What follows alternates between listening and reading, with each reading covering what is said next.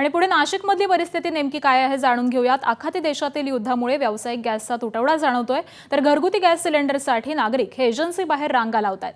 अनेक नागरिक MNGL कनेक्शनकडे वळल्याचं दिसून येतंय, मात्र त्याचा फायदा घेऊन नागरिकांची फसवणूक होत असल्याचं देखील समोर येतंय। फेक मेसेज आणि कॉलद्वारे नागरिकांची लूट सुरू आहे। बिलाच्या रकमेची मागणी करून आर्थिक फसवणूकही केली जाते।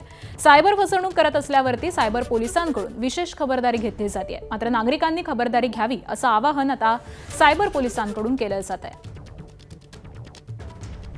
कुठलाही अननोन कॉल आल्यास तो रिसीव्ह करू नये किंवा एपीक लिंक आल्यास ती क्लिक करू नये, जेणेकरून आपली फसवणूक होणार नाही।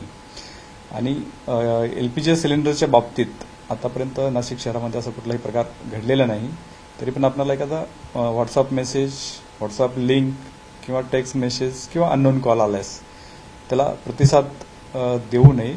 प्रत्यक्ष आपण आपले जे अधिकृत सिलेंडर विक्रेते आहे त्यांच्याकडे जाऊन खात्री करा, बुकिंग करा। ऑनलाईन कुठल्याही गोष्टीवर विश्वास ठेवू नका। ABP माझा, उघडा डोळे बघा नीट।